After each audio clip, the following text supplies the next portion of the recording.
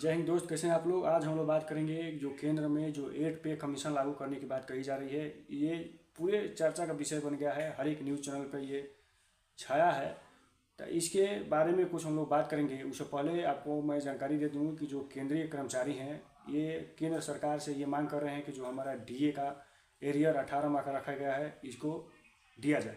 उसके बाद old pension की मांग कर रहे हैं कि जो सरकार द्वारा जो यूपीएस लागू करने की बात कही जा रही है, यानी 1 अप्रैल 2025 से ये लागू होगा। तो के कर्मचारियों द्वारा ये भी कहा जा रहा है कि ओल्ड पेंशन हमको दिया जाए। सबसे महत्वपूर्ण बात यह है कि जो सेवानिवृत्ति का जो उम्र था यानी 60 वर्ष, इसको बढ़ा करके 62 वर्ष किया जाए।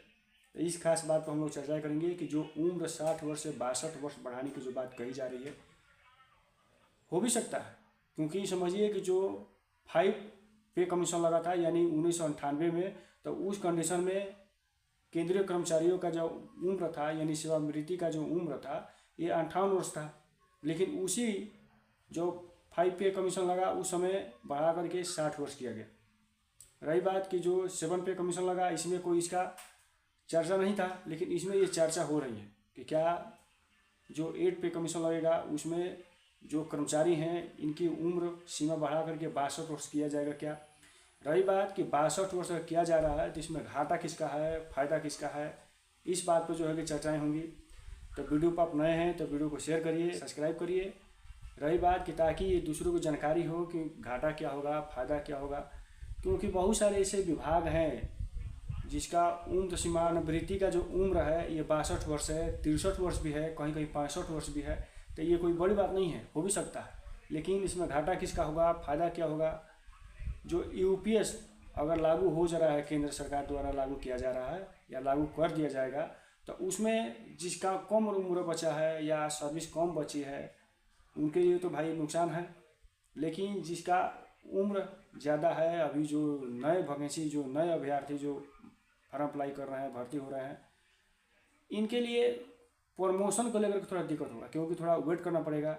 अब समझ सकते हैं कि जहाँ अगर सीनियरिटी पे अगर प्रमोशन होगा, अगर कम उम्र रहेगा, अगर आप रिटायरमेंट जल्दी हो जाएंगे तो ये सामने वाले जल्दी प्रमोशन पाएंगे। अगर आप ही अगर उसी में रहेंगे तो फिर रिटायरमेंट आप होंगे नहीं, तो सामने वाला जो इसका प्रमोशन, आप पद छोड़ेंगे नहीं, इनका प्रमोशन होगा नहीं। तो ये अलग अलग मैटर है, कहीं घाटा है, कहीं नुकसान है, कोई फ़ायदा है। तो इस पे ज़्यादा जो है कि चर्चा चल रही है कि क्या जो सेवानिवृत्ति का जो उम्र था यानी जो रिटायरमेंट का जो उम्र था 60 वर्ष, इसको बढ़ा के 62 वर्ष किया जाएगा क्या। हो भी सकता है। आप बताइए कि अगर उम्र सीमा अगर बढ़ाया जा रहा है तो कर्मचारियों को किनको घाटा होगा, किनको फ़ायदा होगा। अगर खुद आप समझदार हैं, आपके पास पावर ऑफ माइंड है, तो आप इसको दिमाग लगाइए और कमेंट करिए कि क्या ये सही है या गलत है। क्योंकि सरकार चाहेगी तो बढ़ा भी देगी, क्योंकि चर्चा चल ही रहा है, ऐसा हुआ भी है। क्योंकि 1998 में जो 5 पे कमीशन लगा उस समय केंद्रीय कर्मचारियों का रिटायरमेंट का जो उम्र सीमा था ये 58 वर्ष था, उसको बढ़ा करके 60 वर्ष किया गया। तो ये कोई बड़ी बात नहीं, हो भी सकता है, हुआ भी है। तो यहाँ क्या है कि जहाँ बढ़ाया गया है, वहाँ समय सीमा बढ़ाया गया है, वहाँ प्रमोशन को लेकर के जो नए अभ्यर्थी हैं या जो जूनियर हैं, ये इनका वेट करना पड़ जा रहा है। क्योंकि जो पहले से पद छोड़ेंगे नहीं तो आप प्रमोशन पाएंगे नहीं। तो इस बात पर जो है कि अगर आपको क्या लगता है, ये बढ़ेगा तो सही रहेगा कि गलत है।